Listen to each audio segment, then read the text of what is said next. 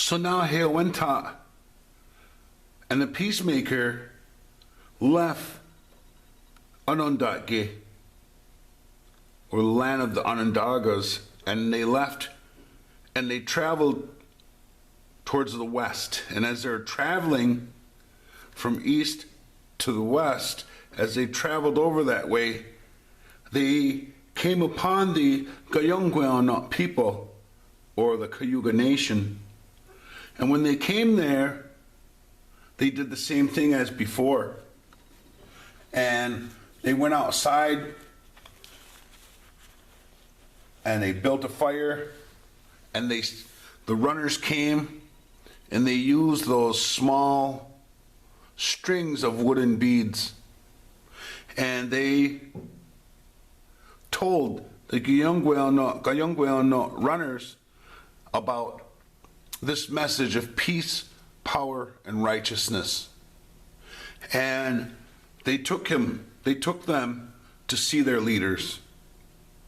And while they were there, they were able to tell them the message of peace, power, and righteousness, and Gayanas Hatgowa, and that every person has the right to pursue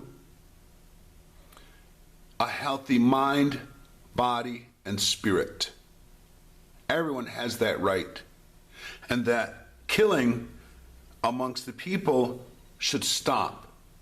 And instead of war, they should talk and use the good mind to settle their problems and solve their problems.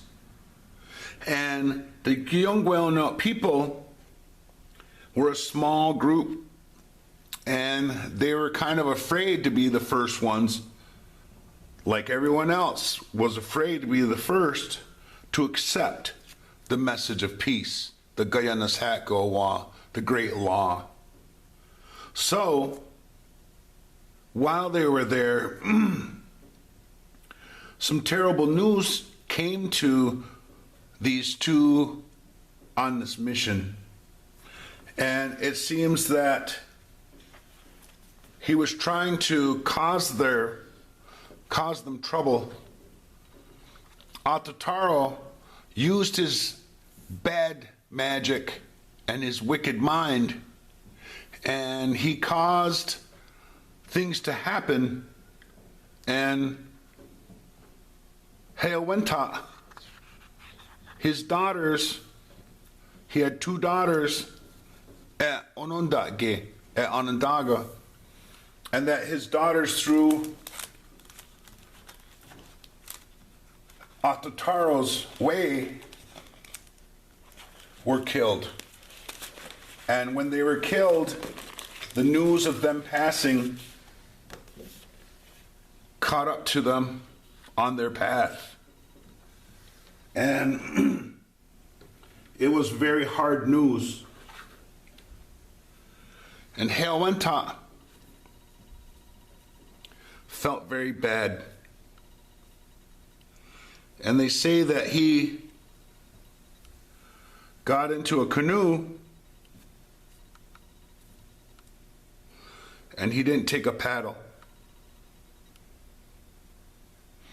And that when he got into this canoe, he just went wherever the current or wherever the wind took him. And that all he's doing is just crying. And that he couldn't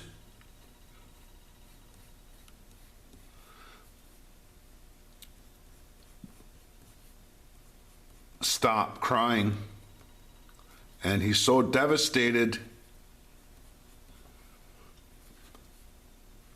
by the death of his daughters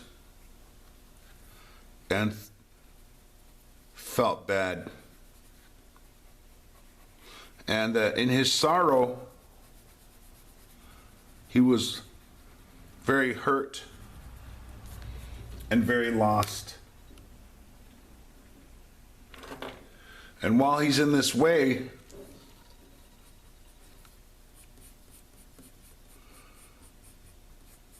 He just goes around and around and he's kind of giving up on things. And he thought, here, he's trying to do a good thing, and help the peacemaker and making a change for the better, and he's just hurt. And the story says that every once in a while, the current or the wind would push his canoe so that it would bump into the shore. And as this is happening, they say that Hayawenta would just push himself off and go back to just drifting around and floating around with no place, not knowing where he's going to go, just crying. Just so devastated and just so hurt. So now he's starting to take notice of things, and he noticed that when he bumps into the shore, sometimes he looks around and maybe some animals were there or maybe some people were there before. And what he notices is that there's clamshells here and there. And he does something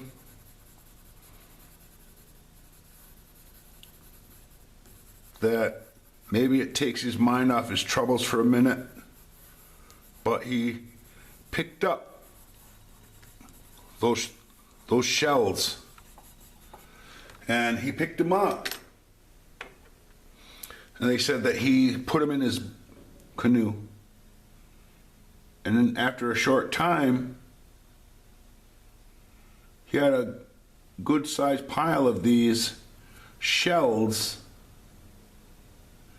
these fresh clamshells in his boat. And it came to the point where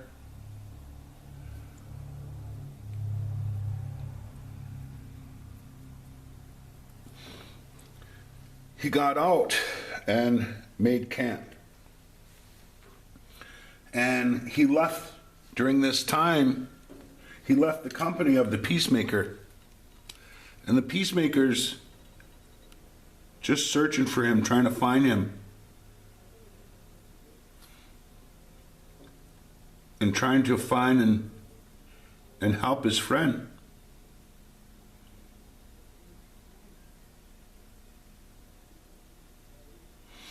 And they say that when he found him,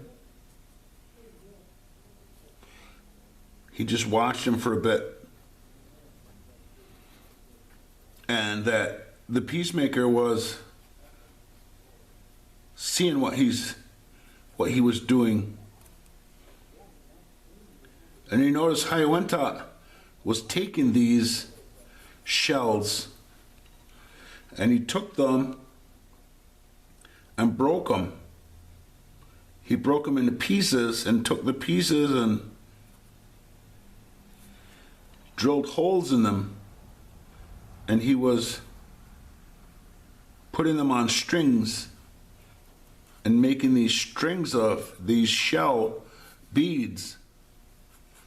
And that while he's doing this, he's still very sad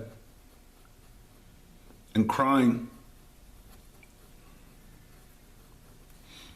And they said that Hayawenta wasn't even aware somebody was watching him. But after a time, the peacemaker came out and he spoke to his friend. And like I said, his friend was in his camp. And he told his friend, he said that it's true. You've suffered a great loss. And that when this happens, sometimes we can't help but just cry and cry. And he told him that what he was doing with those shell beads was great medicine. And he told him that he was there to sympathize with him and that he felt sorry for him too. And he was going to try to make him feel better and try to lift him up. And he said, it is true. It's been a great loss for you, the loss of your family. And he said that we have this mission, we have this duty, this mission that we're on, and we're bringing peace to the people. And he says that I'm here to sympathize with you, if only for one day. And he took a string of those shell beads that became known as wampum, and he stood by his friend and he said, I'm going to use these and I'm going to wipe the tears from your eyes, because when you're crying like that, you can't see straight. So I'm going to do this, and I'm going to sympathize with you, if only for one day.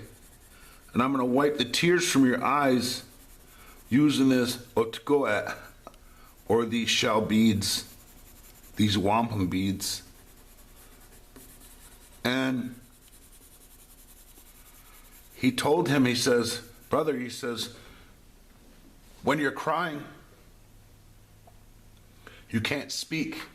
You get a lump in your throat. He says, so I'm going to use this wampum and I'm going to remove that lump from your throat so that you can speak again. And he says, when we're crying like that, we can't hear because our ears are stopped up. And he says, I'm going to use this and I'm going to clear your ears so that you can hear again. He also told him that, again, that I'm here to sympathize with you, and that, yeah, it is legitimate sorrow and pain that you have, but I'm going to stand you back up, and I'm going to make it and help you using this otgoe, this wampum, and I'm going to restore you so we can continue on our mission. And it worked, and it helped. It helped the pain, ease the pain that Hayawenta had. And they decided that they had found something powerful that they could use to help the people and to help their cause, and that they would use that otgoe, that wampum, on their mission of peace. And they lifted up, he lifted up and restored Hayawenta to be able to go on the mission and to travel and to help him again. And that is the origin of the use of wampum, and that was the first ever condolence. And he gave him his condolences and lifted him up, sympathized with him.